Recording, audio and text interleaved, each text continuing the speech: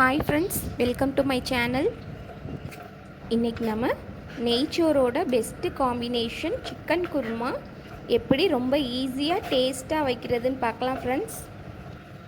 இது நெய்ச்சோரோடு மட்டும் இல்லை ஃப்ரெண்ட்ஸ், பரோட்டா, சப்பாத்தி, இட்லி, தோசை, இடியாப்பம் எல்லாத்தோடையும் சாப்பிட்றதுக்கு ரொம்ப சூப்பராக இருக்கும். வாங்க எப்படி செய்கிறதுன்னு பார்க்கலாம். அதுக்கு முன்னாடி நம்ம சேனலை சப்ஸ்கிரைப் பண்ணாதவங்க சப்ஸ்கிரைப் பண்ணிக்கோங்க.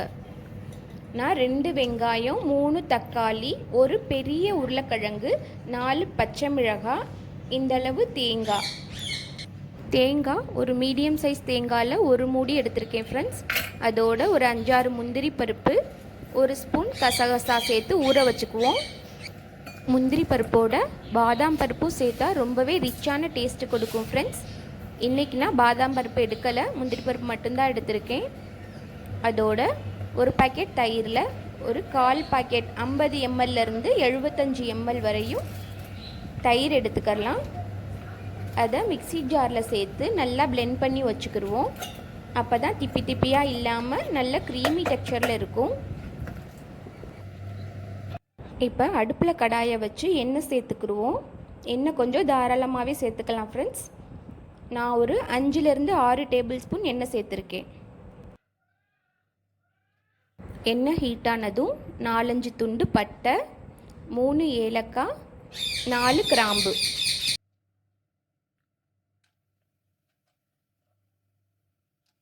பட்டை கிராம்பு வெடித்ததும் அதில் நம்ம கட் பண்ணி வச்சுருக்க வெங்காயத்தை சேர்த்துக்கிடுவோம். பெரிய சைஸ் வெங்காயம் 2 கட் பண்ணி வச்சுருக்கேன். அதை சேர்த்து நல்லா வதக்கிக்கிடுவோம்.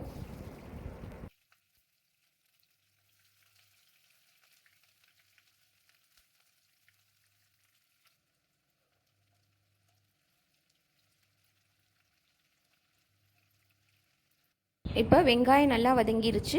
இதில் 2 டேபிள் ஸ்பூன் அளவு இஞ்சி பூண்டு சேர்த்துக்குருவோம் ஃப்ரெண்ட்ஸ். இஞ்சி பூண்டு 1/2 கிலோனா இஞ்சி 400 கிராம் அந்த அளவில் சேர்த்து அரைச்சி வச்சுருக்கேன் ஃப்ரெண்ட்ஸ். நீங்கள் சரிக்கு சரி கூட சேர்த்து அரைச்சி வச்சுக்கலாம்.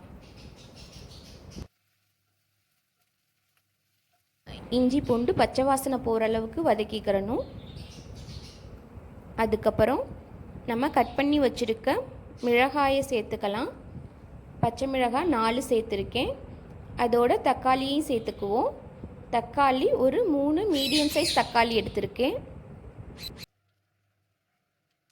தக்காளி நல்லா மசிஞ்சு வதங்கணும் ஃப்ரெண்ட்ஸ். அது வரையும் வதக்கிக்கிடுவோம்.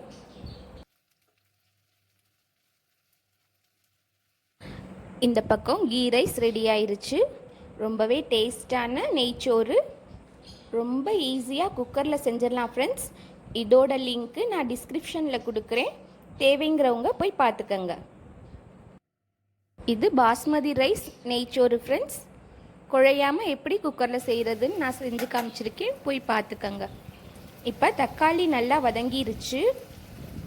அதில் நான் 1/2 கிலோ சிக்கனை வாஷ் பண்ணி எடுத்து வச்சுருக்கேன். அதை சேர்த்துக்குவோம்.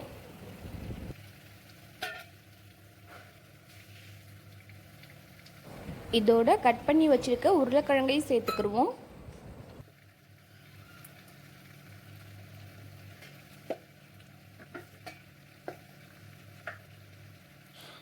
உருளைக்கிழங்கு சேர்த்ததுக்கப்புறம் நம்ம பிளெண்ட் பண்ணி வச்சுருக்க தயிரை சேர்த்து அதோட குழம்புக்கு தேவையான மசாலா எல்லாத்தையும் சேர்த்துடலாம். 1 டேபிள் ஸ்பூன் மிளகாய்த்தூள், 3 டேபிள் ஸ்பூன் மல்லித்தூள் எல்லாத்தையும் சேர்த்து நல்லா மிக்ஸ் பண்ணிக்கிடுவோம்.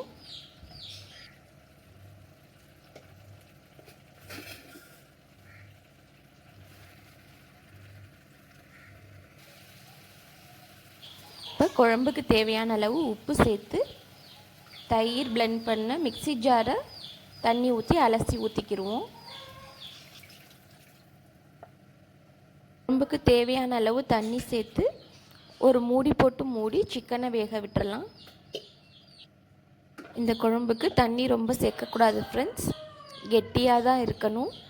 அப்போ தான் டேஸ்ட் நல்லாயிருக்கும். 10 நிமிஷம் ஆயிடுச்சு. சிக்கன் நல்லா குக் ஆயிடுச்சு. நம்ம அரைச்சி வச்சுருக்க தேங்காய் பேஸ்ட்டை இப்போ சேர்த்துக்குவோம்.